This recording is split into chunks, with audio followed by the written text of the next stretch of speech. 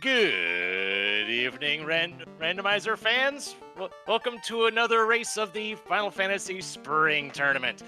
I am Melee Wizard, and alongside me is Leggy Starscream. How are you doing today? I'm doing pretty okay. My food delivery didn't get here on time, but other than that, I am super excited for this race tonight. Oh yes, we got ourselves a really good one today. We got Cheezinator versus Demerine. Battle of 3-0s. Battle of two titans of this tournament.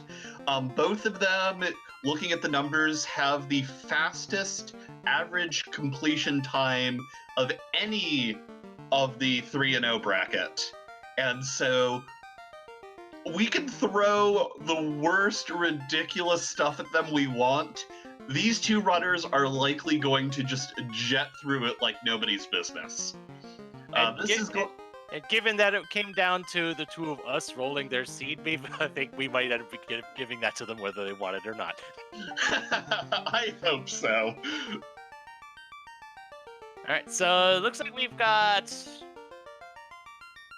of one mind regarding the party breakdown. We got a fighter and rainbow for both of our runners who did not draft this. They just happened to choose this of their own accord. It's a very solid party, so honestly, it's the one I've also been running. You get that fighter there for the melee, and then you have your support spells. If you get an early fade, you have 3 wizards who can throw massive sweepers at our enemies, and it looks like our runners are just about to get started, so let's see where this goes. All right, then. Yep. First things first, we'll be seeing just how the magic treats us this time. For white magic, heal 3 is not bad, cure 2 is not bad. Unfortunately, heal 3 is locked to our white mage. We do see Zap and Warp at level 1. Warp being a very useful utility spell, though its combat effectiveness is non-existent. And Zap being a time elemental instant kill spell, it's got fairly low accuracy, but on enemies with low MDef, it can just take them out of the fight instantly. Oh, yes. And Warp will it'll have its utility. Just being able to get out of dungeons quickly, that can make or break someone in this. Yeah, and it enables things such as going through the pillar maze at Castle Ordeals easily. It enables some tricks with Ice Cave. Ooh, the imps have Scorch. But Cheezinator finds actually over 40k in a chest in Topher. Oh my, yes. Heal potion and some more money. So money will not be an issue here in the early game. That is a nice thing to see. Yeah, you really want to solve all of your financial problems early because, let's face it, in a scene like this, you're going to want as many potions and really as much camping gear as you can get your hands on. Looks like Demerine is opting to go straight for Garland as opposed to opening that chest. We'll see if she goes back for it or if she has to deal with some tighter money routing. And both Garlands got zapped, and we got the slab and the ruby as our rewards. That's not immediately helpful. Yeah, the slab is definitely the lesser of the two items in my head, because you need to get airborne before it becomes even remotely useful. Yes, you can take it over to Dr. Uni in the Melman graveyard. Let's not talk about that part. To get it translated, but at least with the ruby, once our runners find the canal, they can go and they can get 2 key items, even if they don't have the airship. One from the Titan's Trove, and one from Sarda the Sage. Alright, so looks like Demarine's gonna scout out Matoya's cave, see if there's anything good there. Yeah, she's definitely feeling the pressure of those lack of early funding that Cheezinator managed to pick up, who has a full stack of cabins, potions for days. He's going over to check out Dwarf Cave first, which only has 2 chests, while Matoya's has 3. Demerine, the best thing she pulls out of that is a heal pot and a silver shield. And a little bit of money that should help at least get level 2 magic. And oh my, another about 28,000 in Dwarf Cave. Holy cow, Cheezinator is rich.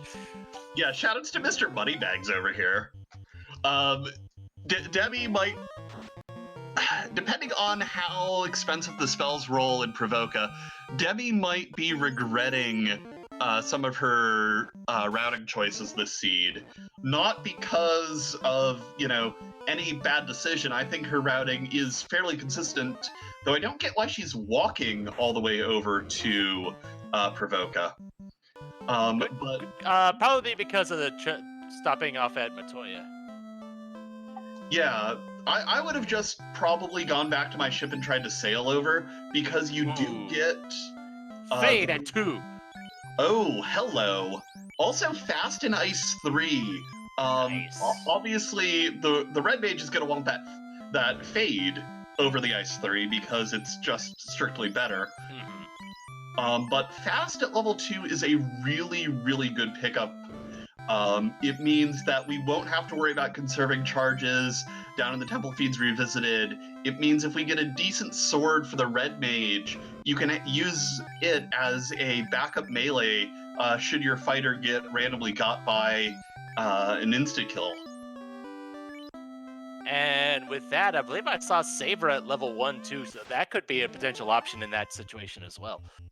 Yeah, Demi taking on the pirates using actual sweeper spells this time, and is going to make quick work of them once her light warriors decide to stop having tea. Well, I mean, the pirates aren't really that threatening, so they were doing, 1 damage, so it wasn't really that much of a concern. Yeah, gets level 4 on... Ooh, gets the floater! Wow. Okay! What's interesting, though, is at this point, we have enough information to know where our canal is. Looking at a marsh dive. Marsh, marsh, marsh, marsh. And if there's one thing I know about Demerine, it's that she is a known fan of cheeky marsh dives. So I'm sure she'll be, I'm not going to say ecstatic to find out, but I'm sure she won't be as put off as a less seasoned runner might be. Yeah, but goodness knows. Oh, I see. So Demerine took the boat over to the dock near Matoya. That's what she did. Yeah, and then she walked all the way over to Provoca. I'll have to remember to ask her about that later. Yeah, chat's pointing out that they're pretty sure that Cheese is a never marsher. Well, it's not like he has a choice. Yeah, because where else can we go at this point? Yeah, we're out of key items, and we're out of chests as the commentators. Demi hasn't checked Dwarf or the unlocked chests up in the Temple of Fiends yet. I would get it if Demerine went to at least check the Temple of Fiends stuff. It looks like she's about to do just that. Yeah, this is a play that I've become fond of, where she's going to drop a save at the halfway point between Dwarfs and TOF. That way, if one of the two doesn't pan out, she could just go, no, heck it, I'm out of here, and be that much closer to the next destination she wants to check. And I bet she feels like she's going to keep that. Seeing a big 5-digit number in a chest early on, you gotta love that. Look, the only time that I would look at that and say, nah, is if it's in the validation chests in Topher. Well, by then, there's really not much. What would you need gold for when you're in Topher? Exactly. Meanwhile, Cheezinator's looking to make a pop grinds. Oh geez, stone poison. Well, that's going to be useful to know for when Cheezinator goes back and dives areas where those zombies will show up, such as the Castle of Ordeals. Chad is also pointing out that there is still an out to keep us from going into Marsh. There could be a vendor item in Elfland that leads to a canal or a key, and that key could lead to one of the locked locations in the Inland Sea for where canal is. It could be any number of things: crown, key, crystal, herb, TNT, adamant. Yep. Any number of fetch quests.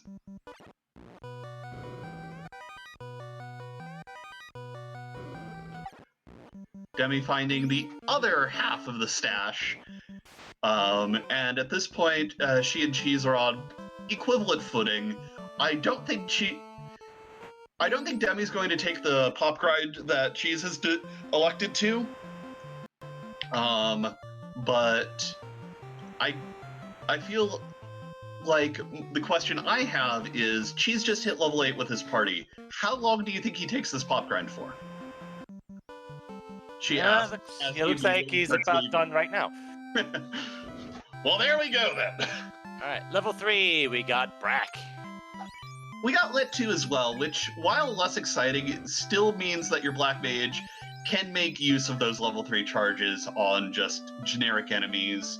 And if the seed does have a lot of sailing to find that canal, that Lit 3 can make some quick work of things in the ocean. There we go. We have Wall on level 3 White Magic. That's really nice, especially for these runners who I believe are both a fan of opening the minimum number of boxes they can. We get Lock and Confuse at level 4 Black Magic, both of which are... Lock has some actual uses in FFR these days. Confuse just has... Crown for sale! Okay, well there's a potential out there. And with all this money we've got, we can easily afford it. And with double casts of Fade, I'm not worried about our runners taking out Astos. No, that should not be any sort of issue.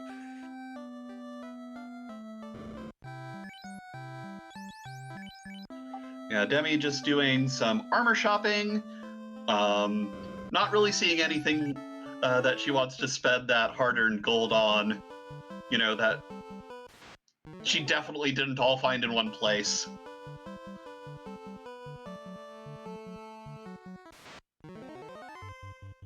But yeah, Cheezinator's early grind is going to give him a bit of a level advantage. Unfortunately, there wasn't too much in the way of level 3 and 4 magic that he'll really be able to utilize. But the raw numeric advantage you get from those extra levels is going to be a big deal. Astos hands over the teleportation cube used to get into the floating fortress, which will be nice once we get out of the inner sea. So yep.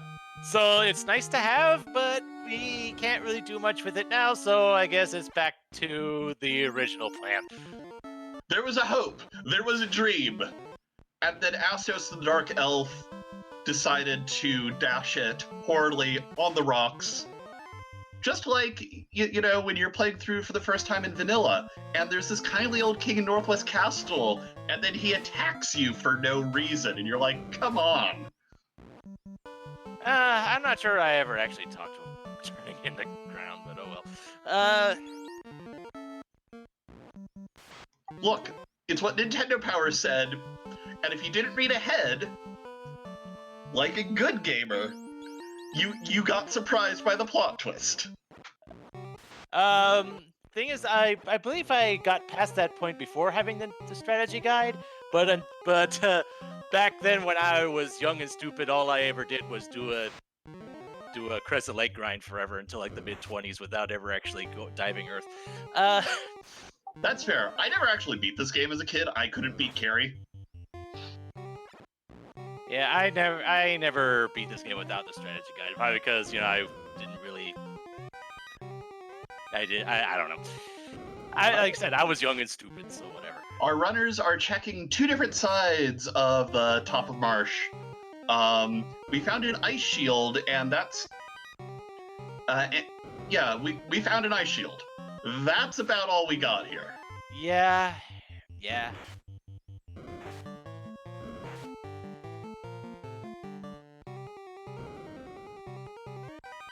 I mean, Ice Shield is good. It's good defense. It's good elemental defense. Yeah, especially because I think we've already seen one enemy having a fire AoE. Yeah, that was the imps with Scorch. We won't be seeing them too much anymore. But thank goodness. But fire elemental damage is one of the most common ones in this game. So getting that ice shield is going to basically give that fighter a fair bit of survivability. All right. So our runners are almost step for step heading into the bottom floor, though the bat is letting Cheezinator catch up a bit. Look, the bat just wants this to be a close and hype race. I don't think we need the bat's help for that. The bat just wants to do its part. You gotta love the bats. And well, there's our first loose item in the tail. That's not a canal game. No, it's not. It's still really nice. For those of you who are unfamiliar with this game, the tail, we turn that into Bahamut, King of the Dragons, and in exchange, he promotes our party to their upgraded forms of their classes. But that requires having the airship, which we don't. Which we have the floater. We just can't actually get to where the airship is right now. Yeah, we have half of the puzzle. At this point, we need to find a canoe to get airborne.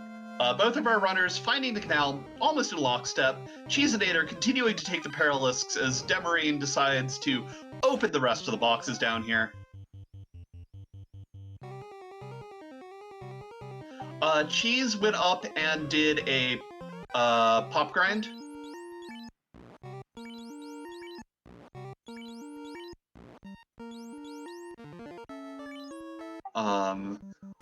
So Demi is taking that canal and getting the heck out of Dodge.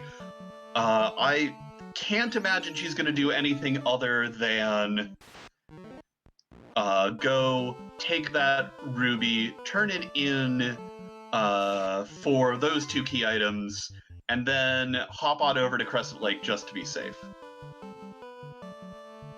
Yeah, at this point, all of our runners have opened all of the boxes on the Inland Sea.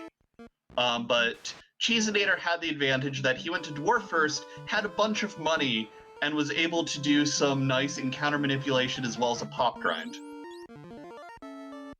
Alright, so now that we have the means of leaving the Inner Sea, we have some options. Now let's see what our runners decide to do with those options. Looks like Demerine is going to stop over Melman, probably see what our level 5 magic is, or turn in the ruby right away. Okay. Yeah.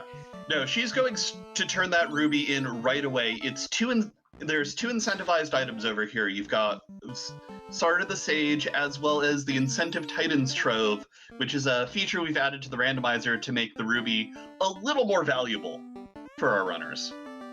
Not to mention the trick of moving the Titan over, so we can't just fly over to the other entrance and just bypass them completely. Yep. Debbie's probably very, very much hoping that she's going to get a canoe from one of these two spots, because that allows her to get born right away. It looks like Cheezinator is following hot on her heels. Ogres have fire too. We're all glad they have ice shields.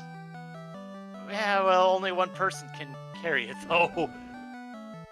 I mean, both of our runners have ice shields. Start of the stage hands over a weird rock. Okie dokie. So that's a fetch quest that our runners will be able to run down at some point. Right. Without the canoe, that will take a little bit of walking. Yeah, the best place to park for dwarves right now is the traditional dwarven dock. If we open up the canoe, our runners won't be going to talk to the dwarves. They will be going into the air. Hello, Life 2. And I believe we saw on the black magic side, Temper, at the very least. Ooh, Temper being my favorite spell in the game. It's a nice Oh boy. stackable buff to your attack damage. Demerine opening up the power gauntlet from the Titan's Trove. Not a required key item, but still a very powerful item. We were talking about the Saber spell earlier. That glove allows its wielder to cast the Saber spell, which you can only cast on yourself anyway. Right.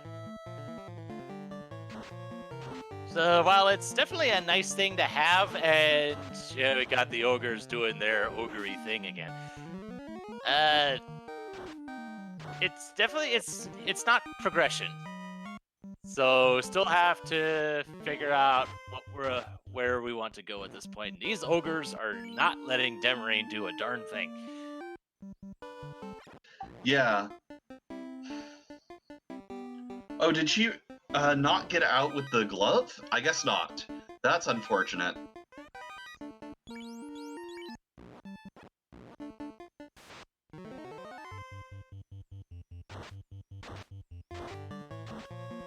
Oh, and Girls of Trance. Isn't that fun? I mean, I love a rave as much as the next person, but, like, not while I'm trying to go fast. Yeah, we've got stuff to do, people to see, fiends to kill. Yep. So at this point, our runners basically have two locations on the table. They can either turn in that adamant or sail over to the town of Crescent Lake and see what the Circle of Sages has. What would you do in their shoes? Honestly, the dwarves is the closer check. I'd probably do that first, and then probably head over to it. See what my options are then, and reevaluate, I guess. Mm-hmm. Yeah, it looks like Cheezinator is taking the third option, which is go into Earth Cave and see what you can find. Well, we're still looking for one more loose, yeah? Well, actually, no. We found both of our loose, didn't we? No. We found... Oh, right. One of them was a canal, that's right. Yes. The canal does not count in that 2 loose item count, which I think is weird. It's a key item, but, like, we can get into the semantics of what is or is not a loose item later. Well, I think it's just because the canal is not incentivized, so it's loose by default.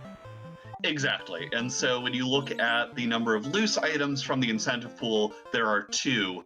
The canal is just not included in that number, despite being a fairly required item. Often, yes. And so if you get the floater and canoe early enough, it's not required, but that was not the case today. Yep. Looks like our runners are heading in very different directions. Cheezinator opening the rest of the boxes on the top floor of Earth Cave. Demerine giving us our look into the town of Crescent Lake. We'll go see what the old men in the park have for us today. Oh, they've got gold bracelets and pro rings. Not that expensive either. Yeah, it's a one-stop shop for all of your endgame armor needs. Pro rings are a fantastic piece of jewelry that literally anyone can wear. They give you 8...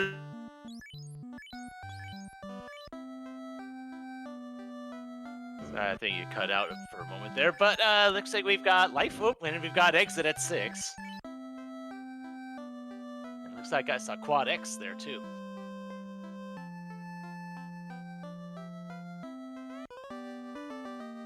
And oh boy. TNT. So now back to the dwarves again.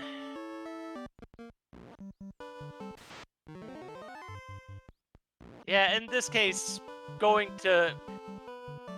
Granted, this required information we didn't have at the time, but going to Crescent Lake first was definitely the better option.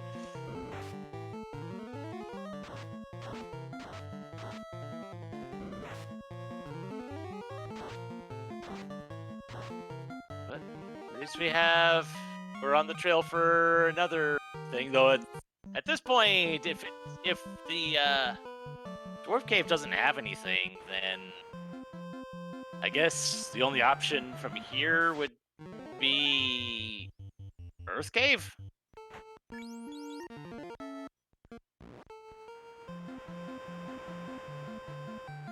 Starting to think that, yeah, that's probably what it is.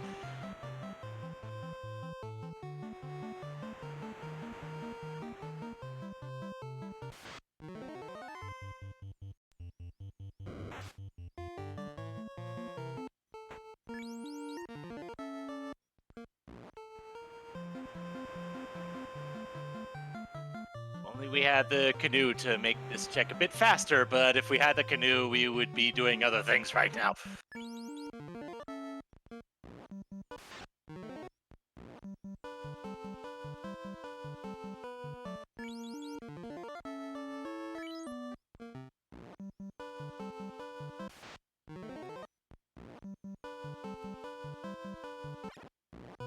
Alright, so what does the adamant give us? Well, that opens up a lot of things. Okay.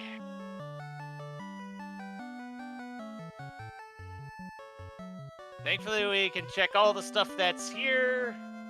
And there's the canoe on the TNT. Okay, that's what we wanted to see. We got ice armor.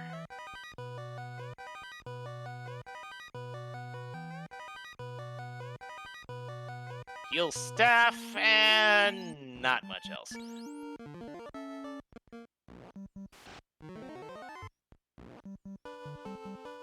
So now that we have the canal and the canoe rather, and the floater, we pretty much have the entire world at our disposal now.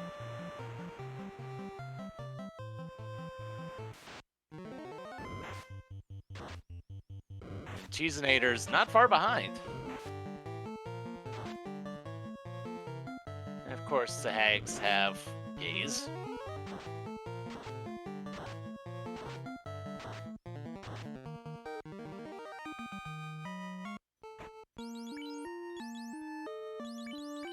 Hello. Hello. Sorry about that. Technical difficulties. I'm back. What did I miss? Adamant turned into the key, TNT turned into the canoe. Got it. Where was the TNT? The TNT was at, the... Wasn't that at Crescent Lake? Yeah, the TNT was at Crescent Lake. Got it. Okay, so both of our runners are just about to get airborne. Yep. So honestly, I would... The question at the moment for me was like, would you go ahead and get airborne now, or would you do ordeals first? Looks like Demarine's giving her answer. I mean, the airship just gives you so many options. You can practically go anywhere at this point. Yeah. There is an argument for doing ordeals, but you have to sail all the way down and then come all the way back to get your airship eventually. Yeah, parking at ordeals with the skyboat does take a little extra time, but in the end, I think it's worth it to have the mobility and the speed of just getting to the ordeals area and back. Canary Armory having lots and lots of money as well. Well, this is not a poverty seed. We can at least guarantee you that much. And we do have stuff to spend that money on with those gold bracelets and pro rings. Yeah, knowing where those are is going to be nice. Demerine going to pop her nose into the Northwest Castle treasury, which also has 2 different encounter tiles you can go for. One of them has a pack of unrunnable bulls. Well, probably not going to stick here for too long, but yeah, you're not going to hate taking it the first time. A little bit of extra experience doesn't hurt. And this one, however, hello. We might have something unless they also have something.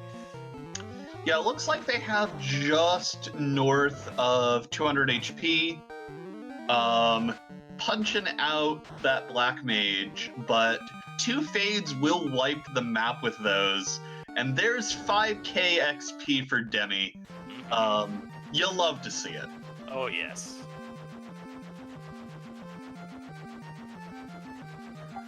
Whether or not she sits here right now, looks like the answer is no, but she's going to have that in her back pocket when she's thinking about, okay, where can I get some levels? I just need a few more levels before I go and do whatever. Or if she's like, I wiped a Topher, I just need like 2 more levels, she's going to go back to that tile, take it all the way up. That's going to be good. Oh, yes. And meanwhile, Cheezinator is diving into the volcano. Again, I don't hate it. The Volcano Armory is actually one of the most dense places for finding treasures. So if he's very much aggressively looking for that loose key item, I don't hate coming in here, checking out what's floating around. Chat is asking why is no one promoting right away? I imagine they're heading that way, but it does take time to go from the southern continent up to the 2 northern ones. So I think both of our runners are spending their time down south cleaning things up before they go up and check out what's up north. Just trying to check things in a systematic fashion as opposed to going from one end of the world to the other back and forth. Because as we did that often enough on the boat.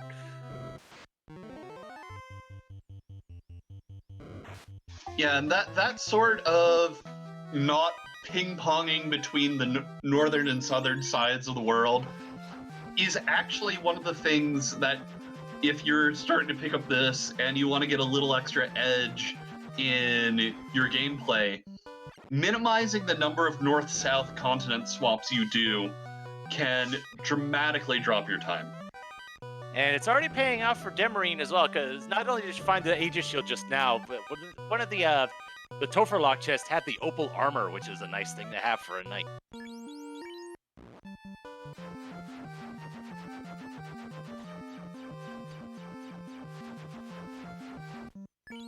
Yeah, that opal armor being, of course, the second best armor for a knight in the game.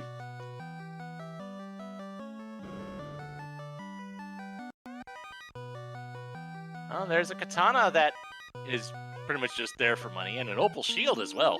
Well, although we already have the Aegis shield, so.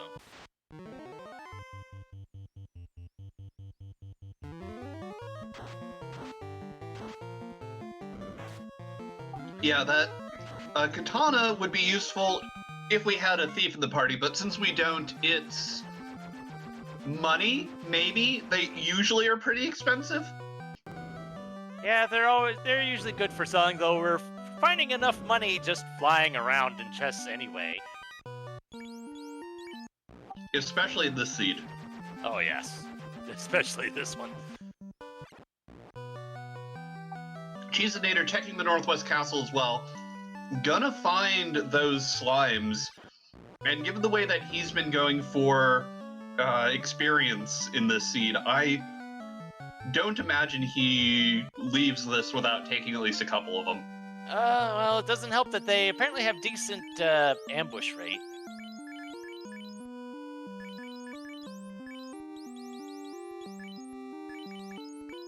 Meanwhile, Demerine getting that class change, rearranging equipment. Keeping that ice armor on for the time being. Not a bad decision if she's planning on heading to Volcano next or something. Yeah, and especially with the way that this game shuffles the scripts and spells, you start to get an idea for which elemental resistances are more important than which other ones. Demerine finds a Tyro and does what a lot of players do with Tyros. They're worth a lot of experience, and I acknowledge this, I guess.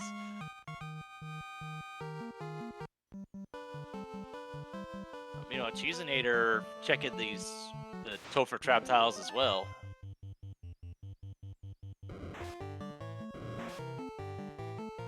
Sadly, the tile isn't very exciting. Luckily, the tile isn't very nasty.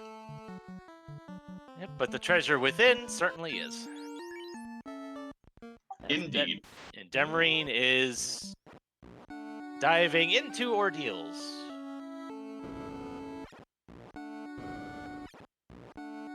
One of the fun things we do in this randomizer, because it's a randomizer, so we randomize the pillar maze. It's because of having them being the same, where's the entertainment in that? Right?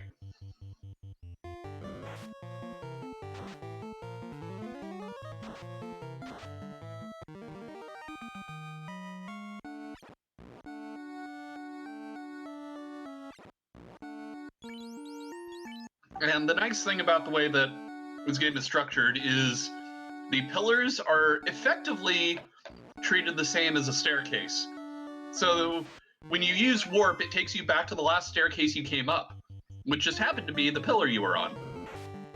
Yeah, which is another reason why having warp early is such a wonderful thing. It makes navigating that pillar maze a lot easier.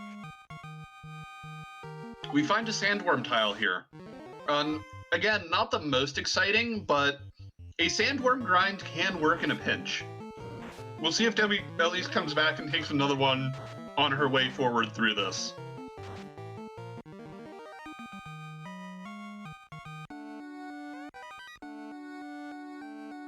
Nope, decides not to.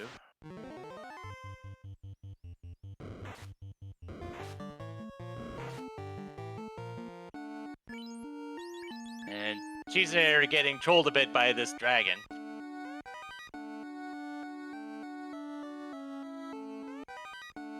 Yeah, chat pointing out that those sandworms are unrunnable. So if they had actually had anything nasty that we just didn't see round one, that could have ended badly. Oh, yes. And there's the chime in ordeals.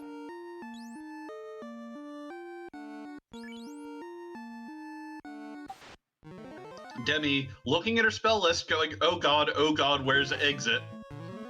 Before realizing she has to take the encounter, which happens to be air elementals, which are rapidly becoming my least favorite enemy in this game. And they're proven to be on the tanky side. Yeah, air elementals have a fair bit of HP and a lot of evasion, so even if you have a fighter with a decent sword, have you tried to cut air? It's not easy.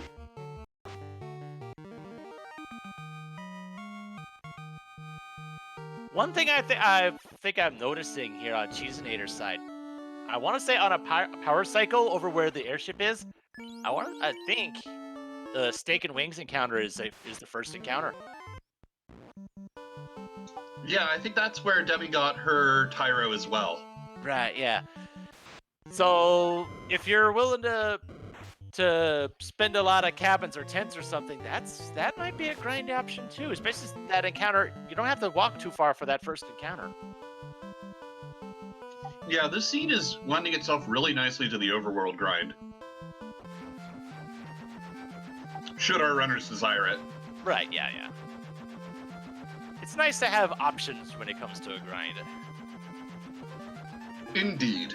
Looks like Demi is now, with full sky access, decided to go, nah, I'm going to Waterfall. Which I don't hate. Waterfall does have its nice pocket of chests in the back, so if the loose item is there, it's an easy check. And at that point, you can go mode sky. And goodness knows with warp we can get out really easily, especially if that trap tile is something really nasty. Indeed.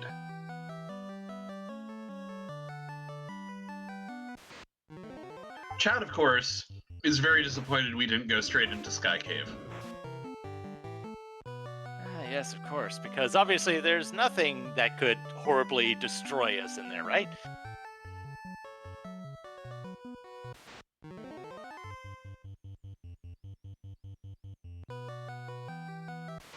Yeah, what could possibly go wrong? You know, like killer death robots or anything, you know?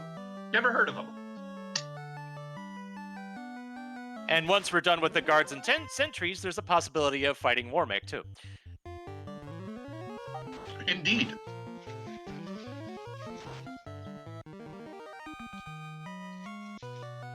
Alright, let's see what our trap tile is here at the end of Waterfall, and darn near vanilla. Yeah, I was about to ask.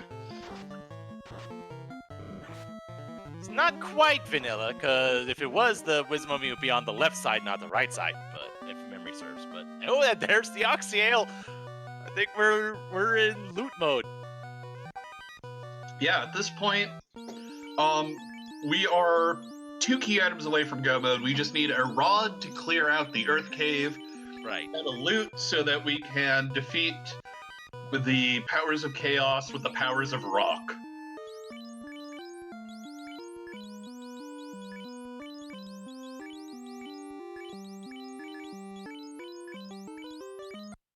Finding a pro, I believe that was a pro ring in there too. Even though they're good, they're for sale, affordable easily at this point. It's nice that you just find them for free. Yeah, anything you don't have to go back and shop for, you're happy with.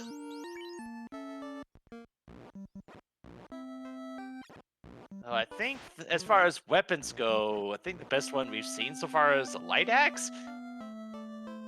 As far as weapons we can actually use, anyway.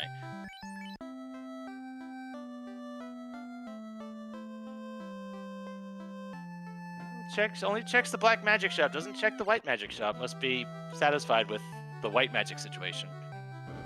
Yeah, at a certain point, white magic utility kind of falls off a little bit, especially because Demi keeps letting her white mage take naps every now and again, so she's probably looking for very specific black magic spells. Like, say, nuke? I mean, if I had to guess, because we've already found Fast and Temper, nuke's the only other item on my S tier black magic list. Meanwhile, I don't believe we've seen Cure 4 yet, so I probably would have at least checked the white magic shop to see if that was there.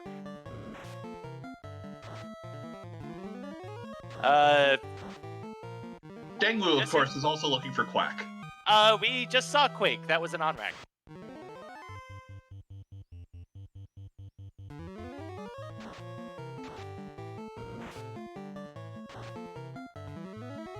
Alright, so while Demerine is going to visit the mermaids, Cheezinator has stopped over at Ice Cave. Get an incentivized item here, and we'll see if Demerine happens to find the other loose item here. Demi, giving the mermaid side a quick check. Kind of like it's Water Week. Finds a Vorpal. Okay, there's an endgame sword. Uh-huh. Especially since, it turns out certainly better than the short sword. Right? Vorpal, not exactly the best raw damage, but the big advantage it has over a lot of the other swords that the knight can wield is its super high crit rate, which makes it extremely useful for certain endgame bosses, especially if they roll high on defense. Oh yes. But it's still a serviceable endgame sword in its own right. Not my favorite, but I won't say no. I mean, for raw damage, give me Masa all day, every day, but I do acknowledge that Vorpal does have its uses.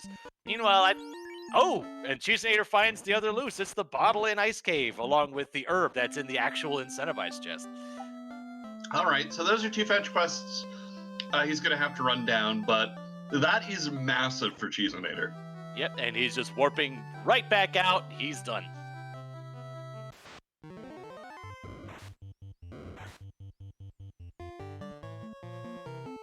And he's heading to Volcano.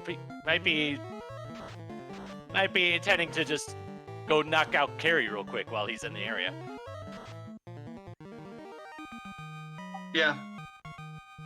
He knows he's in item go mode as long as he runs down all the remaining incentivized locations. So any box he opens on this dive is just going to be pure greed on his part.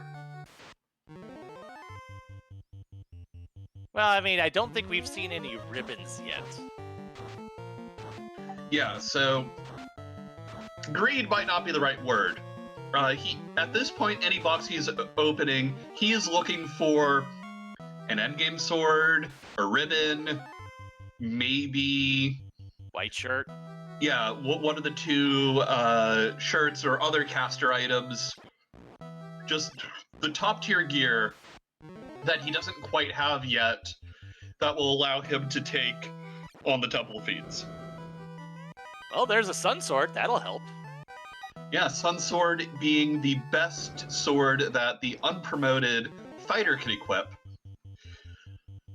People go back and forth about whether or not they consider it an endgame sword. I personally think Sun Sword and a prayer every day. But, I mean, I'm not going to throw out my Masa for it. Well, yeah. Alright, so now Demarine's on the Sharknado floor. See if we find anything good here.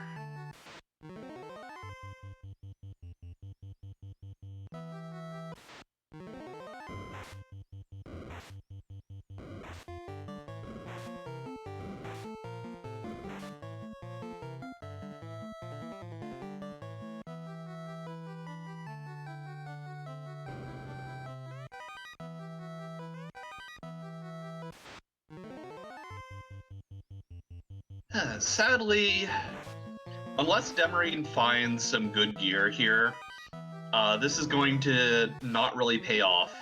Right now, we know what she needs to do. She needs to go to Ice to get her last loose item, and then she'll have the ability to run down the rest of her fetch quests and stop opening up random boxes.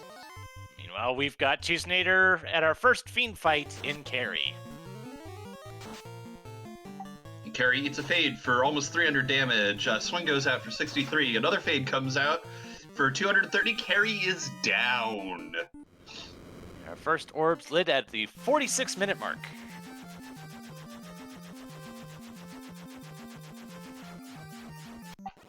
Carrie, the Fiend of Paper.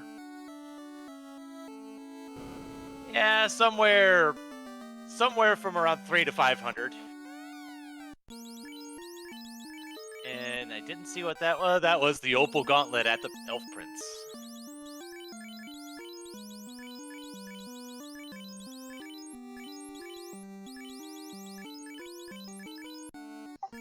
The Opal Bracelet, of course, being the best piece of body armor that a mage can wear.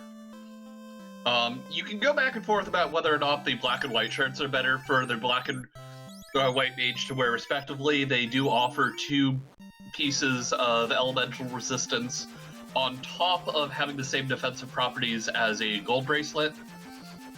But the Opal Cheerio just offers pure, raw physical defense. Yeah, if you're facing off against someone that just punches hard, that's definitely something nice to have. It looks like Cheezinator's shored up his spell list on his knight.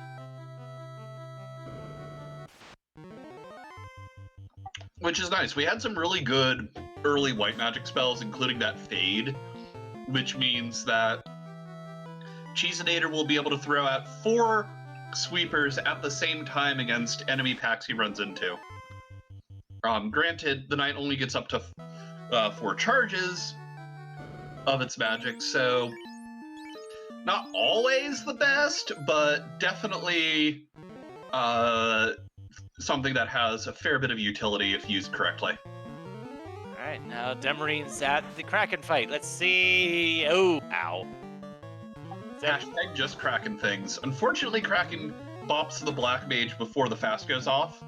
The 2 fades come out at least, but that temper's not swinging very hard right now. No. And meanwhile, the bottle turned into Thor's hammer. Okay, so those are our 3 pieces of equipment in the incentive pool. So any other items we find or fetch quests we run down are going to either be fetch quests or the particular key items we need. That also means that Demerine can just ignore Ice Cave and won't be burned by it. Oh, was that both of the items from Ice Cave? Yep. There was the herb and the bottle were from Ice Cave. And they both turn into gear.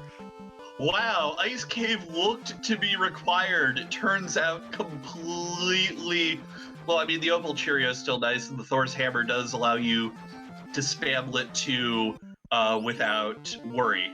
Right. So, like, it's not completely useless, but it's effectively... It's non-progression. Unfortunately, Demerine, not having that knowledge... we'll see how much of Mirage and Sky she clears out.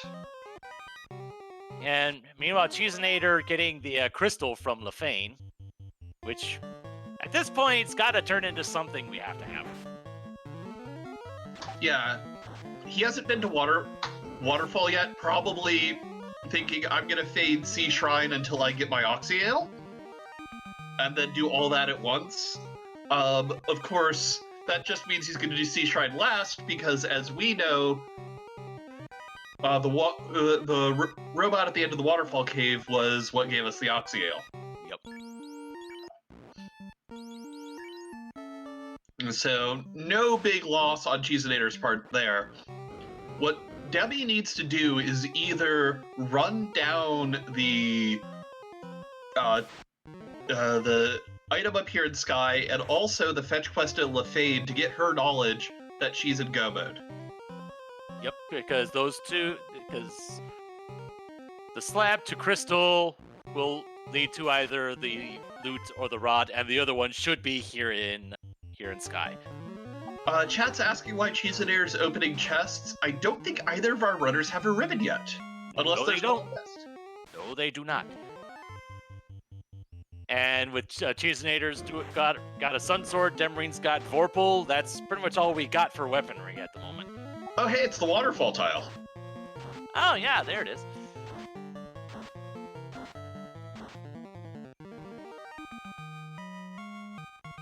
Yeah, so our runners are both doing fine on offensive equipment, but definitely missing out on the ribbon with its Omni Elemental protections.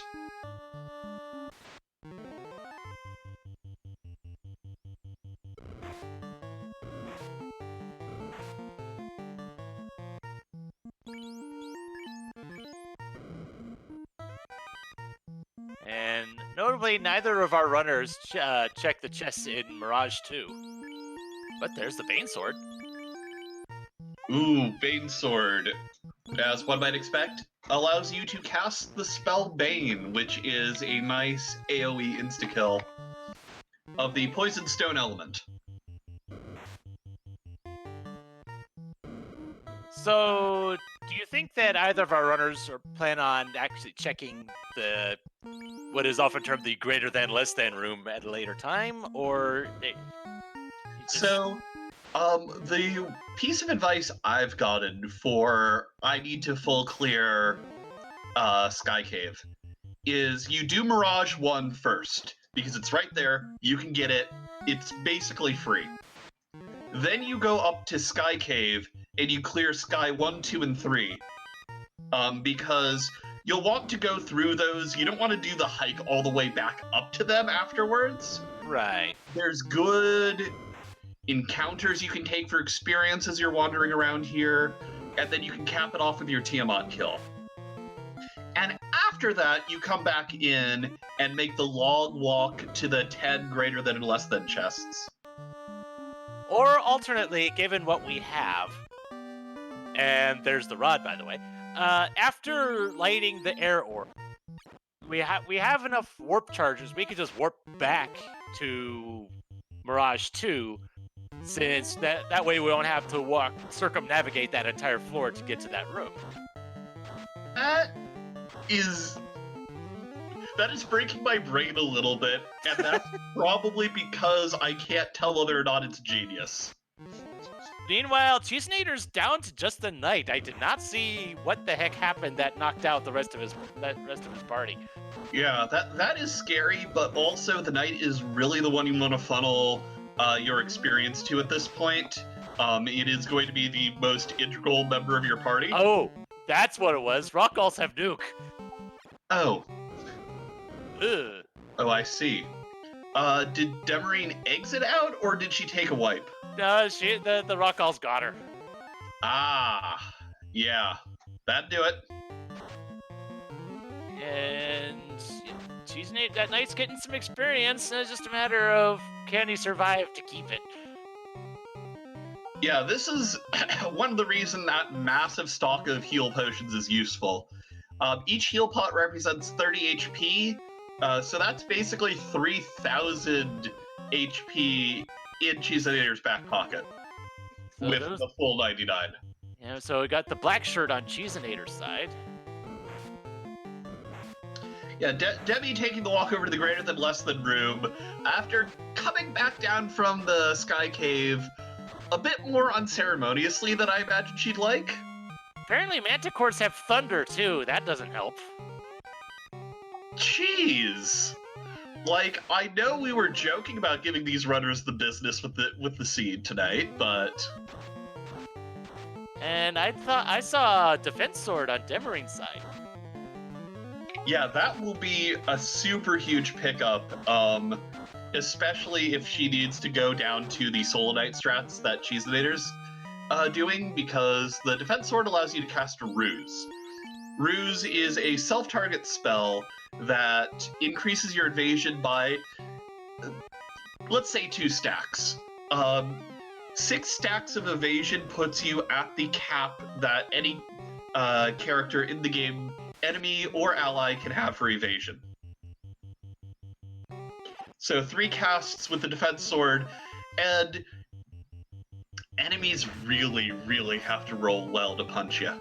And apparently, despite getting stun locked by those manticores, Cheezinator was able to get away. Holy cow!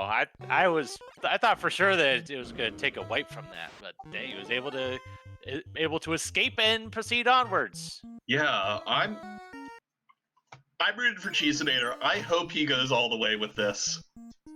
Well, we're on the Bridge of Destiny. Let's see who or what. Oh, almost a whole lot of nothing. Again, but that was a godly hero run. Uh-huh.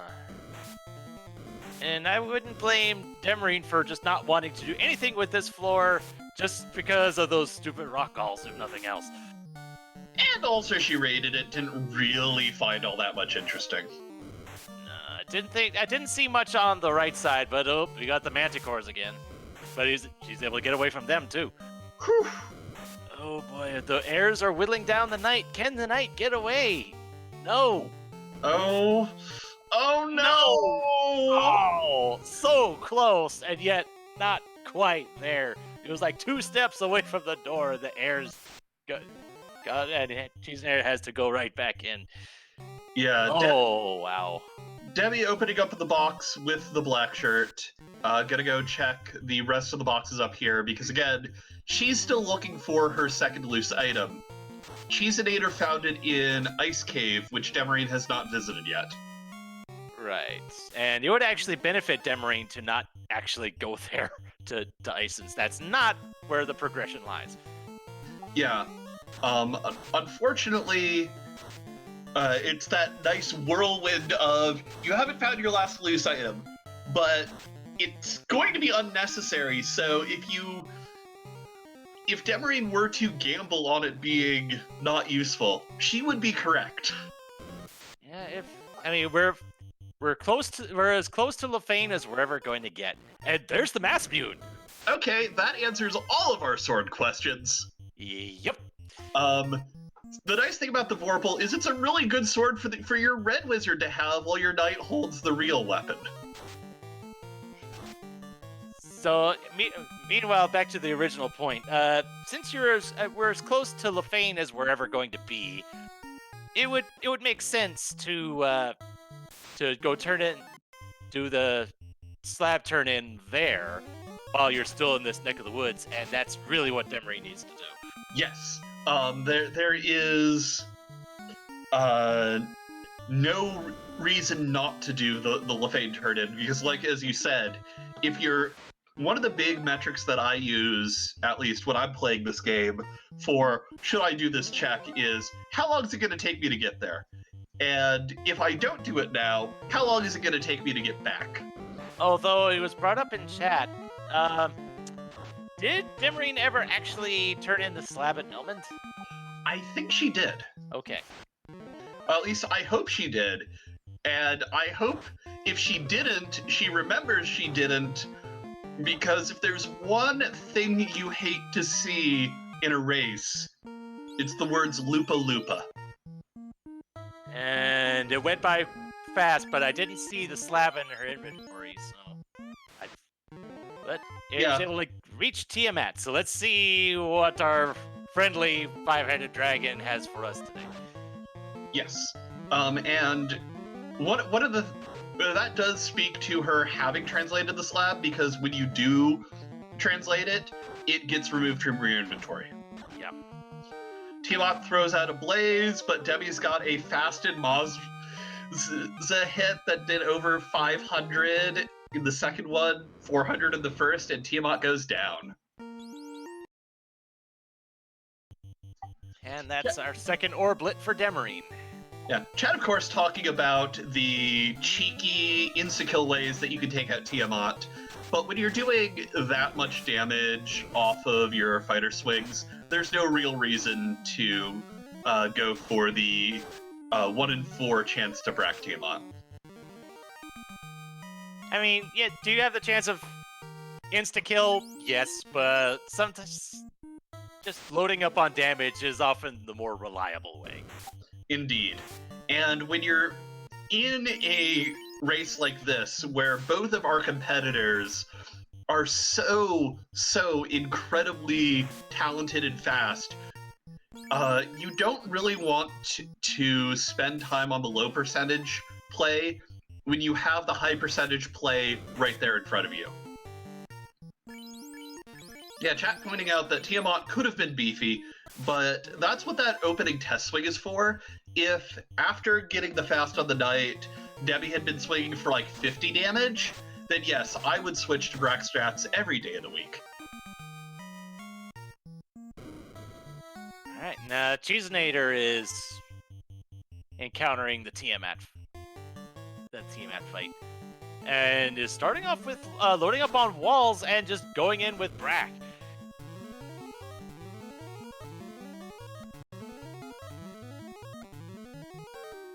Meanwhile, Demerine going straight to Matoya, turning in that crystal, getting the loot, and we are in go mode.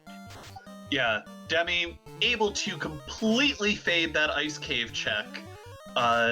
She knows she's in go mode. Gives me a heart attack as she flies right over the ice cave. I'm starting to wonder if that was intentional, just to give us a bit of a scare. I will ask her. Honestly, the odds of it being a troll are better than either of us would think. Uh-huh.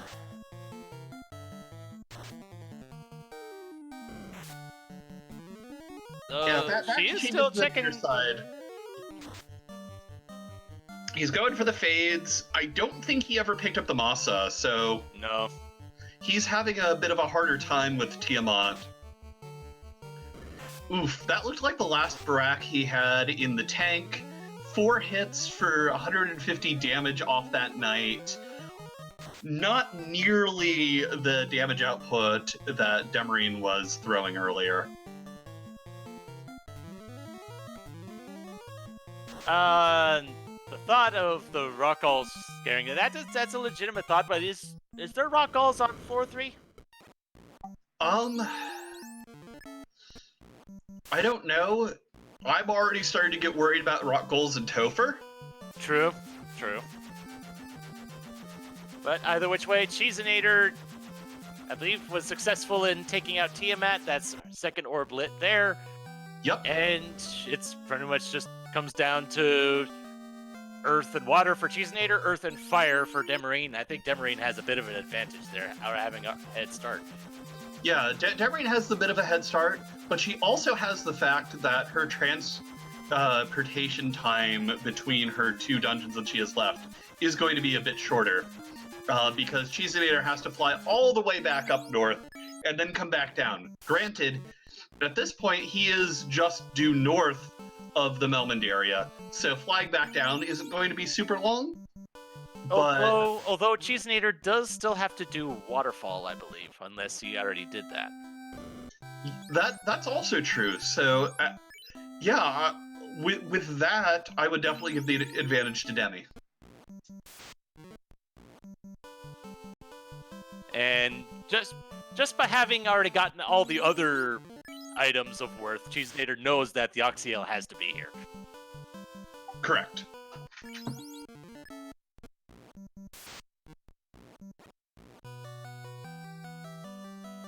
Demi finds and leaves a Zeus Gauntlet behind.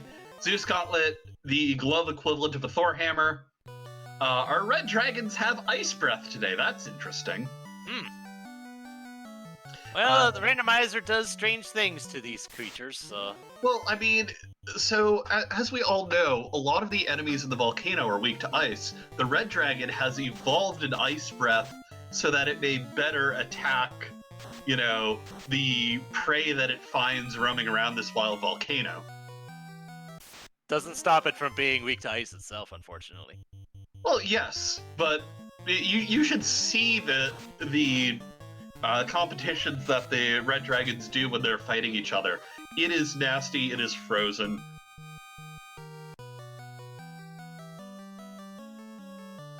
Unfortunately, just from Cheezinator's run through Volcano, we didn't find much, although he didn't check the red dragon chest. See if Demerine decides to check that out. Demerine decides to pass on it. If they were still looking for a loose item, then maybe. But given how far out of the way it is, and the fact that it's 2 forced encounters, or 3 if you don't have warp to get to it, it's usually it's a coin toss about whether or not our runners decide to fade it. Cheezinator gets that Oxyale, is now in go mode as well. Will likely spend less time in Shrine than Demerine did, just because unless he really wants to find that ribbon, or something better than the Sun Sword. Yeah, which unfortunately he won't find the ribbon. If he does go Mermaid side, we do know that the Vorpal is there, right? Which would be a nice pickup for him. Well, depending on what Cheezinator's thoughts on the Vorpal are, because goodness knows I've seen people go out of their way to throw it away in the volcano. So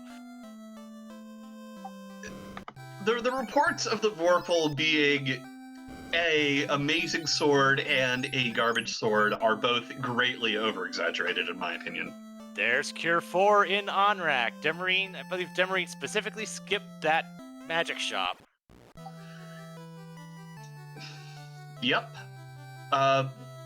That's probably going to be a spell that you have 1 or 2 charges of at the end of the day. Demi pausing to check, okay, do I need this gold bracelet? And the answer is a no. Yes. Already has them, or better with the black shirt. Yep.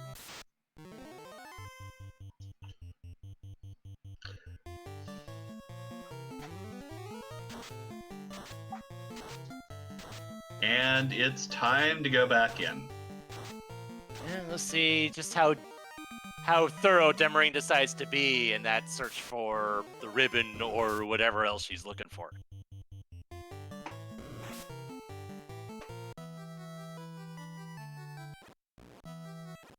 Meanwhile, we might be saying the same thing about Cheezinator here in Sea Shrine. Yeah. Well, right. Ooh, Debbie finds a white shirt on the second floor. Well, Yeah. there's something. Yeah, that was a bit of a greed check from her. But I really don't hate it. That white shirt is effectively infinite stacks of Invis 2. Oh, geez, that room had a lot of good stuff in it. Right? Pro ring, pro cape, and the white shirt. Yeah, really good greed check out of Demerine. Really lucky greed check out of Demerine, let's be real. Oh, yeah. Oh, yeah. Yeah, Cheese making a beeline through the Carrie side of the Sea Shrine, on Carrie's floor. Wait. Sorry, Kraken. We didn't shuffle the feeds. You can do that. We didn't do it. We also don't have the NPC guillotine on a runner's wish that was on too. Yeah, unfortunately, the NPC guillotine still needs a few bugs tweaked before we have it ready for prime time. Oh, really? You can still use it to cheat. I didn't know it was bugged or something. Yeah, so the way that it works is anything that you can talk to that has a single text box, it removes. This includes the slab that is you use the rod to clear, and the slab you use the loot to clear. So if the flag is on, you don't need to find the rod or the loot anymore. I didn't know that part. Okay, yeah, that's justified. Yeah, if you look at a lot of the weekly race seeds that we post to the Discord, a lot of them do have it on, and they have a little disclaimer that says, look, don't use NPC Guillotine to cheat through key items you don't have. And unfortunately, a lot of us devs have been a little busy with various things. I know that I've been, very much focusing on putting this show on, rather than toiling away in the code mines. So I've actually had NPC guillotine. I did not know that was a thing, so I just did everything legit because I didn't know any better. Yeah, it is a known bug, but I imagine it will get fixed eventually. So, as Demerine's been checking chests here, we're still no ribbon. I'm just where the heck are they? As Cheezinator apparently broke the Kraken into tiny little pieces. Yep. As it turns out, because of the way that Kraken's MDef works out, it is literally the same percent to Brack Kraken as it is to Brack Tiamat. Oh, really? Yeah. So Demerine skipping past the other room on Earth 4 and just decided to go after Lich.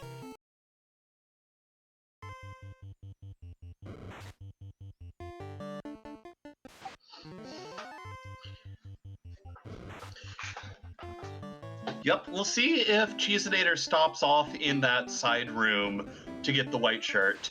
Nope. Looks like no. Cheezinator is definitely going in with a slight equipment disadvantage, but I haven't quite checked where everyone's levels are. Looking at the HP for Demi versus Cheese, I wouldn't be surprised if he has the level advantage on her. But looks like Demerine is going to do that, remembering the slime tile, and is going to go grind on that for a little while. Cheezinator definitely going for the 3,400, well, in vanilla gold chest. Gets blocked by a bat, which, probably worth it because there wasn't anything good there. With all the armor that the Light Warriors now have, those slide punches from earlier are doing a lot less in the way of chewing through our fighter's health.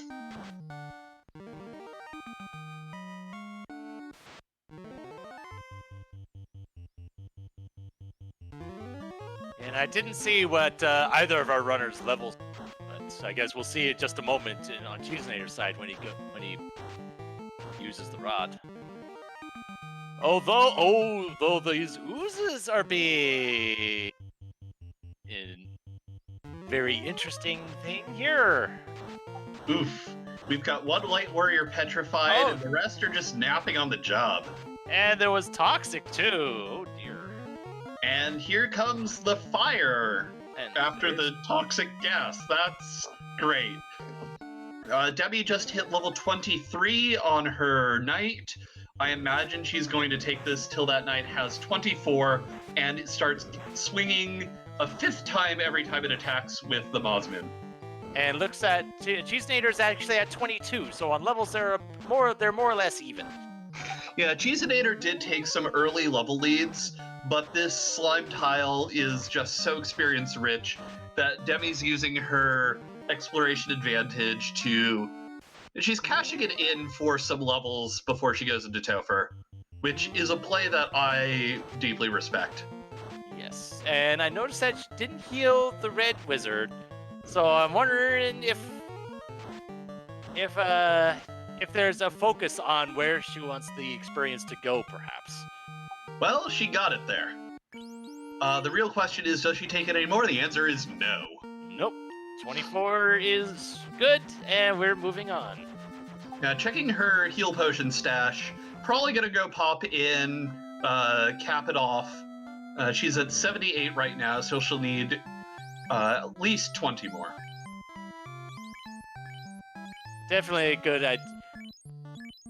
And buying some softs as well, just to be on the safe side. Yeah. Given the way that the seed is gone, I do not blame her for being a little cautious there. Nah.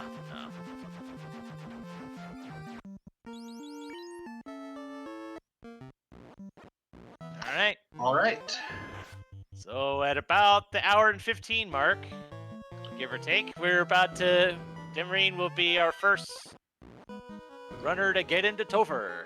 Yeah, and Cheezinator is not too much far behind. Once he gets away from these spiders, he's got just one quick U-turn on this last corridor. He'll take on Lich. He'll do any last-minute preparations he has to do, but he is within a minute or two of her. So we'll see how much of a difference the equipment makes here. And, well, that's an interesting phantom tile. There's a ribbon! Validation ribbon! Oh my god! Oh, wow. Okay, let's go, gamers. Okay, now check the other one. See if there's a trap. See if there's a ribbon in that one too. Right? Ah, no. Just cash.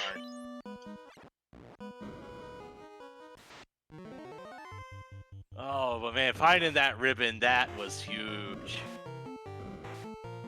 Nova, what's it up, gamer? Maybe on a similar level as a big brain moment or something.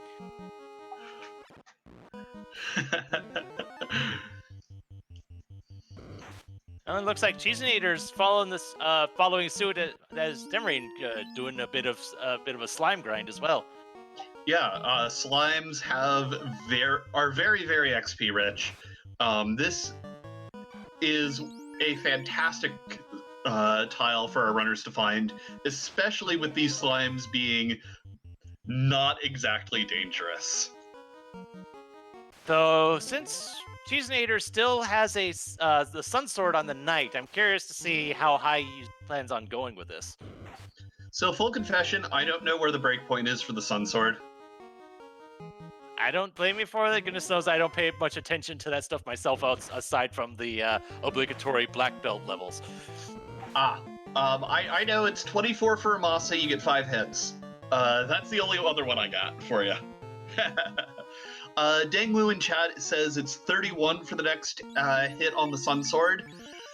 There's no way that Cheezinator takes that high. He has to know that Demi has some gas going, unless he's assuming she has the same equipment set he does. And Demerine pull in Lich too. Yeah, that's a Masa hit for nearly 500 damage before the fast comes out. Lich is not long for this world, but gets off a Partageist 3. And gets sliced in half.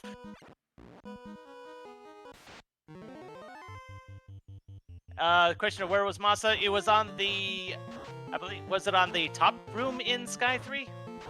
It was either the, it was not the green chests in Sky 3. It was one of the other two rooms. I forget which one. Yeah, it was either the top room or the right room. I forget. Yeah, it was the right room in Sky 3. Okay.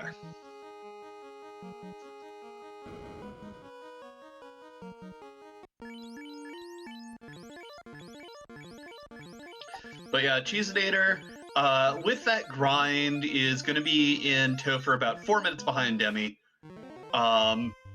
If any of these fiends proves to be troublesome for her, Cheezinator might be able to pull it back out. But right now, it is Demerine's race to lose, though Carrie's coming in with the nuke. Oh boy. Things are getting interesting, but Carrie's down. I believe we do have Life 2 charges. Yep, we got a good number of Life 2 charges. Yeah. Luckily for Cheezinator, he does have those Cure 4 charges in the tank, so recovering after this fight, healing up that night's going to be a lot faster if he chooses to expend those, or he can save them for a later fight that might otherwise prove troublesome. Alright, now Demerine's on the water floor, and Cheezinator finds that ribbon.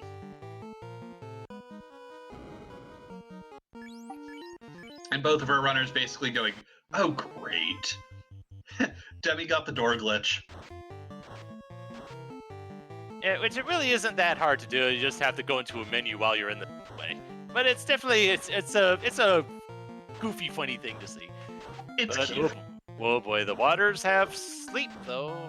That's annoying at the very least. Yeah. Ella, they're holding you as you fall asleep too. The waters are just trying to take care of you. Don't think about how hard they're punching you.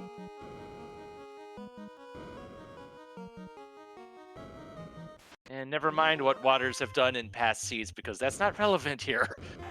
Yeah.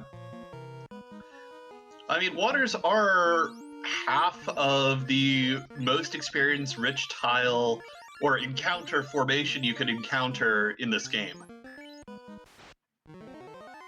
Alright, we've got Kraken 2. Let's see what loveliness. Demi putting up some walls, which will be useful against a lot of things. It's not useful against Kraken's hugs. It's not useful against Kraken's nukes. Luckily, Kraken just has crack. And whoop, down goes the Black Wizard. But it doesn't look like Kraken has a lot of absorb here, so Kraken, it shouldn't take too much longer to take on. It's just a matter of what Kraken does in the meantime. Nope, there we go. There, Kraken's done. Yeah, that's what a good party with a Masa will do for you. Mm-hmm. You know, Cheezinator at the Lich fight. Throwing out Harm 4s, doing some good damage.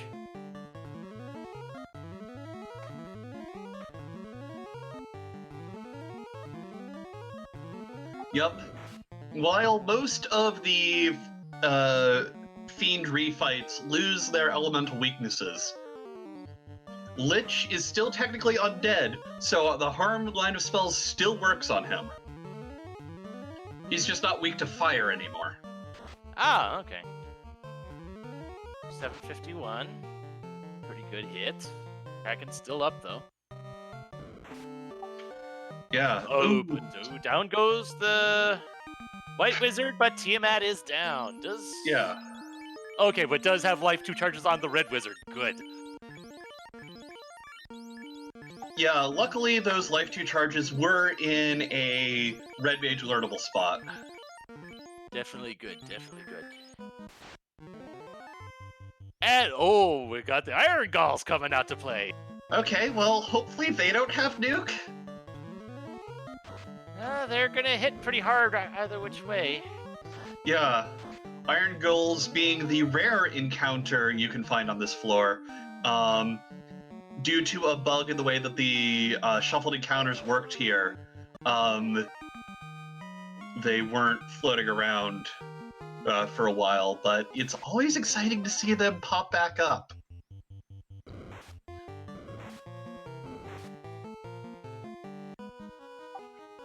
Yeah, so one fine day mentioning that there's only one copy of Nuke in the general pool. Tell that to the seed I had in my race earlier, where it was on the Medusa script.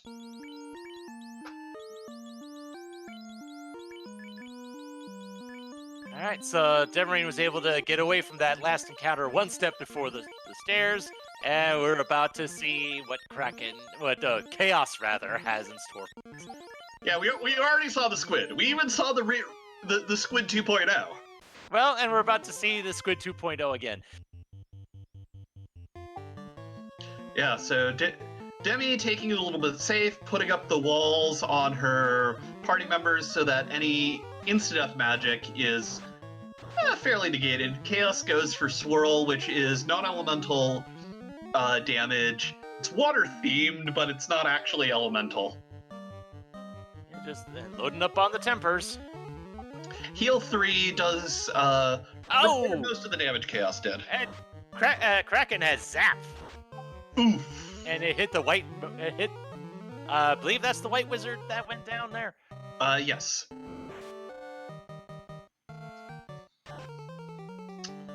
And with a hit for 1174, Demerine takes out Chaos with an official SRL time of 1 hour 24 and 49 minutes.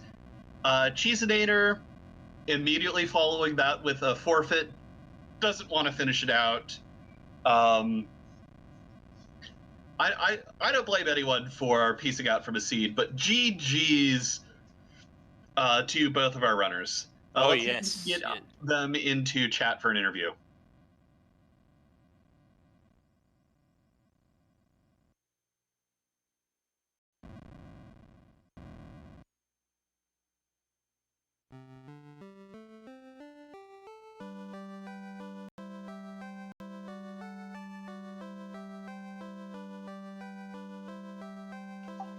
Hi, Demi.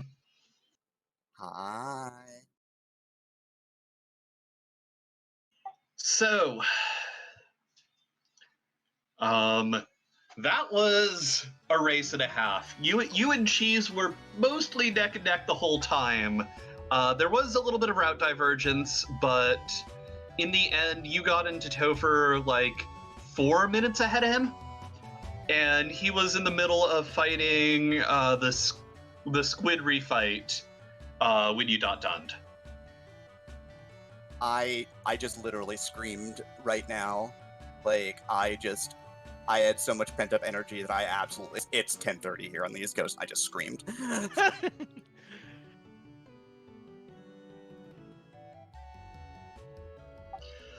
Yeah, so how do you feel that went for you overall? I thought I was behind when I caught that nuke in Sky 2. Otherwise, I felt like I played that basically without flaw. I think that was possibly one of my best runs of the tournament. I needed to have one of my best runs of the tournament to race down Cheese because he is incredible. A lot of respect there, a lot of respect for really, really, really good opponents. So, like, that's why when I had no ribbons, I'm like, you know what? I'm gonna open the validation chest because I have no ribbons. I don't know where they are. I'm gonna gamble. I have 2 wall casters. Let's go. And Cheezinator ended up doing the same thing. And you're also encountering those rock gulls in Sky 2 at pretty much the same time. Although Cheezinator was able to get away from it with just the Knight alive, got all the way to the Bridge of Destiny, and got taken out like 2 steps away from Tiamat's door. It was tragic. Yeah. Okay, that's real bad. My wipe was a lot earlier, which probably saved my bacon a little bit because I just caught the nuke and just dropped dead. Like I Yeah, almost got out of it alive, and I had a life 2 caster if my red mage fade went off, hit all 3, low rolled the 1, and the one that I low rolled nuked me. And we're also joined by Cheezinator. GG's. GG, thank you. Yeah, that was a disappointing one for sure. Yeah. So both, like I was telling Debbie, both of you were both pretty much in lockstep the entire seed until you know, like you did some route divergence, but you were both mostly step for step, check for check with each other. Demi was in Topher a few minutes ahead of you, and her big advantage was that on the right-hand side of Sky 3, she found the Mazmune. Well,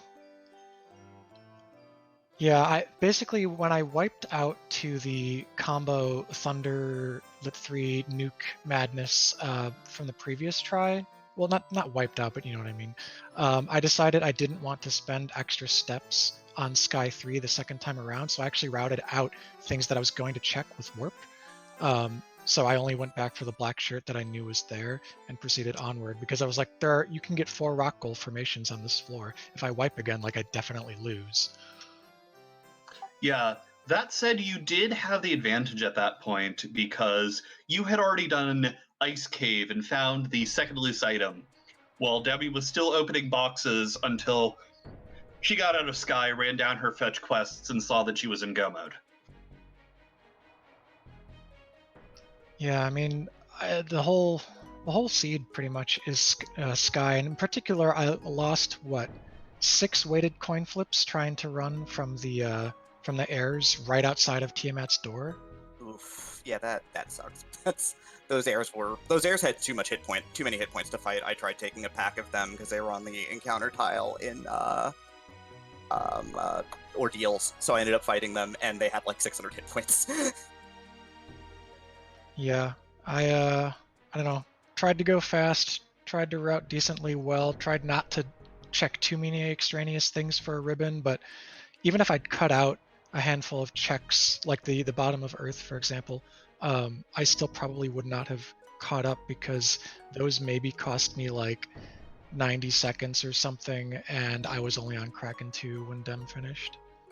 When I was ribbonless, I dove. I got really lucky. I did get lucky at one point because Oxiel was in Waterfall. I went to Waterfall blind. Basically, I was sailing up the river and basically told myself, "Oh, this is completely wrong. I shouldn't be doing this right now."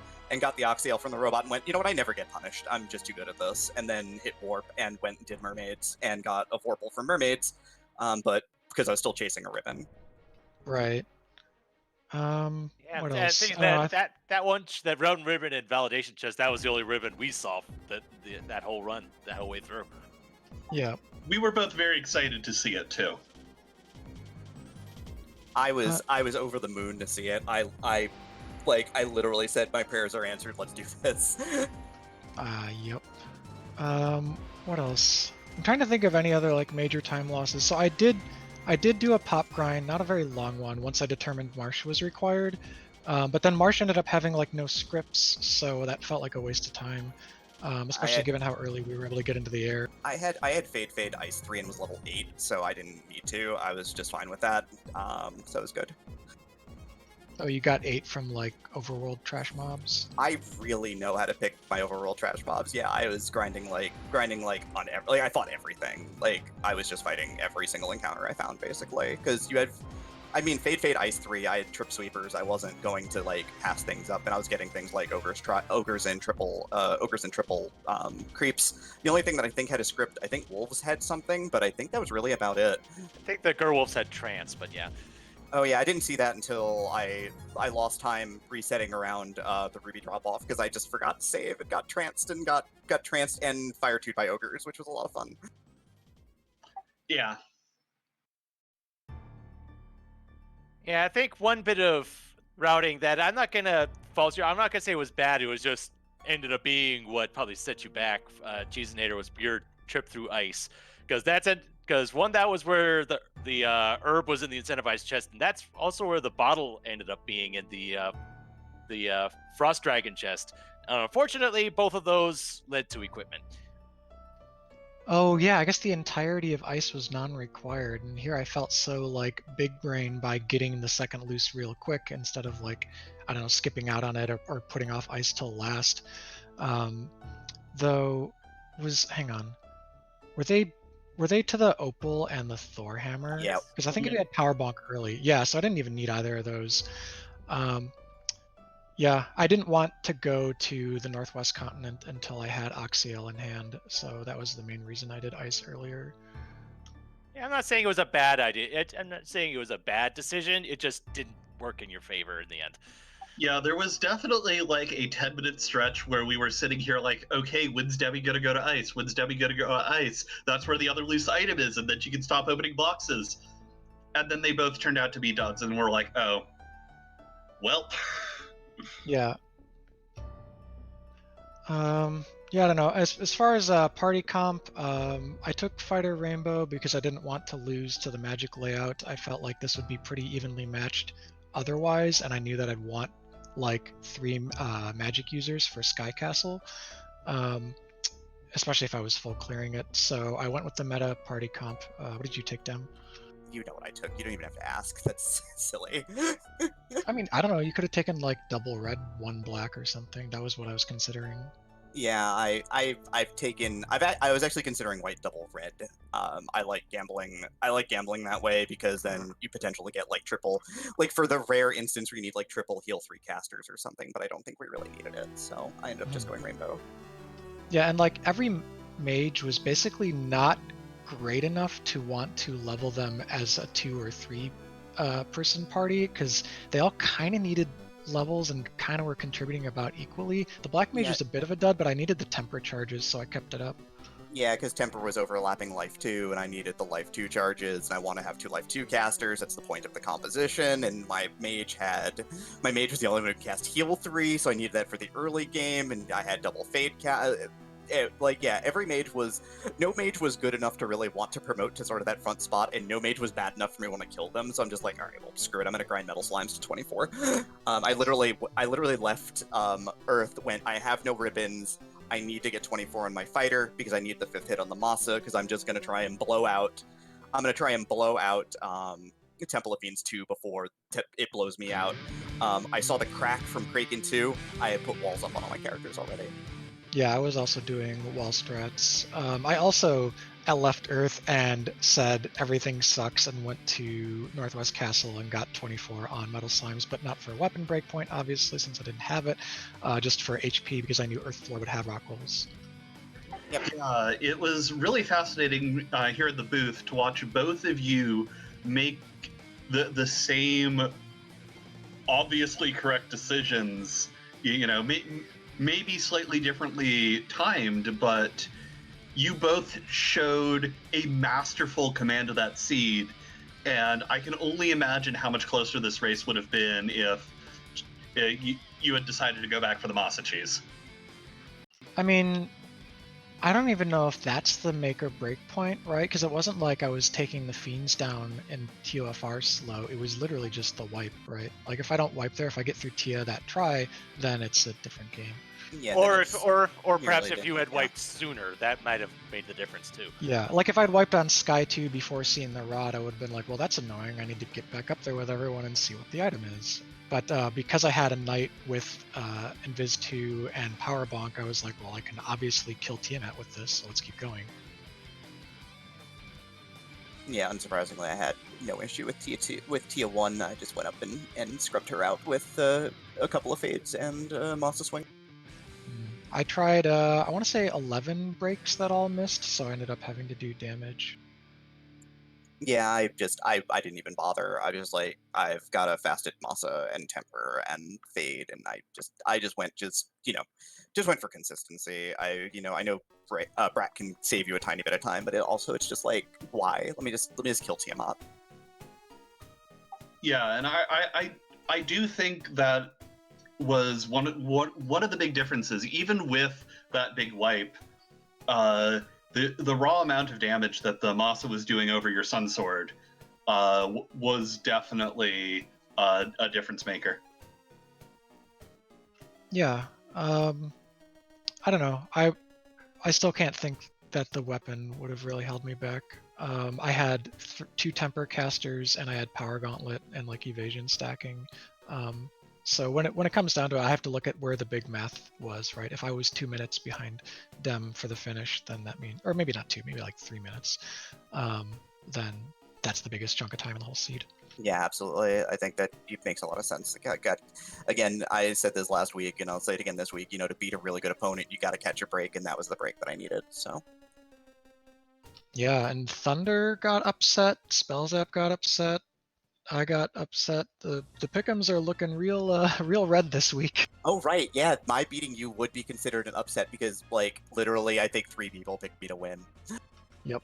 Wow, do I get to gloat in the Discord now that I've ruined people? I love it. Yeah, you get to Technically, you you're get to in the do- Discord for this voice call, so you already are. Hell Yep. yeah. you get to do what I did in week 2. Who did you beat in week 2? Crab cakes. Oh yeah.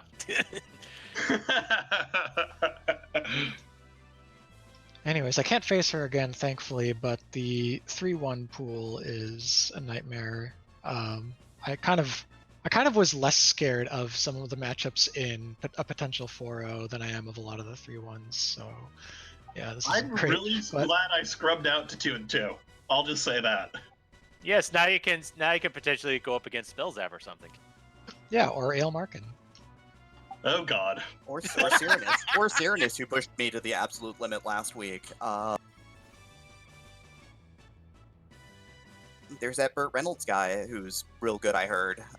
Who's looking for blood at 2-2 as well. And Gregory Puff, I think. Yeah, 2-2 looks like a lot of fun. Yeah, no, I regret saying anything now. Yeah, like the loser of Asher versus Crab Cakes will be there, and that's not going to be a fun match either. Oh lord. Yeah, I know, right? That's what happens when you have a lot of really good runners. Even just top to bottom, it's very, very scary. Yeah, and so with that, Demi, Cheese, any final thoughts before we wrap it up for the night? I'm gonna go walk this off. I'm still shaking. Yeah, I don't think I really have anything left. I tried. I was anxious as usual, more so after I died the one time, but like I still kind of thought I might have it just because there were enough things doing nuke stuff that I thought Dem might also get unlucky. And it sounds like you wiped to a nuke. Was it Carry 2's nuke or was it a rock goal? It was the rock galls. Yeah, rock goal on Sky 2. The carry nuke did not kill any. The carry nuke only killed my black mage, and then I just swung back and killed. She didn't have enough hit points to really back it up. Yeah, I think I lost the bottom 2 mages on that fight, but it wasn't bad. But yeah, anyways, thank you all for crewing this, for the whole tournament, not just tonight. Obviously, the staff's been great, getting everything together, making sure people have full restream crews. Thanks Randomania for having us. Thanks Dem for being a very good and challenging opponent. You're going to make me sharpen my claws even more so for next week. And I'm looking forward to hopefully staying on my game and not having a scare where suddenly brackets becomes becomes a hope rather than the expectation.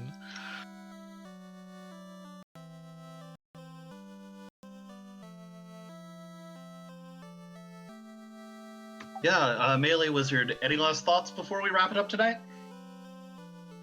This was a really close race. It could have gone either way, honestly. One roll here, one roll there. We could be seeing a completely different result. 100%. Thank you both so much for putting on such a fantastic show. Thank you everyone who came out tonight to watch. Thank you Randomania, as always, for putting on these races and letting us use your network to stream. shoutouts to Burt Reynolds and Dang Wu, without whom Melee Wizard and I would just be, both talking to no one and also getting things wrong. Well, I often talk to myself anyway, so that wouldn't mean anything to me, I guess. I mean, same. Alright then, so I guess for everyone at Randomania, Cheezinator, Demerine, Burt Reynolds, Legacy Starscream, Dang Wu, I am Melee Wizard, and have a nice night.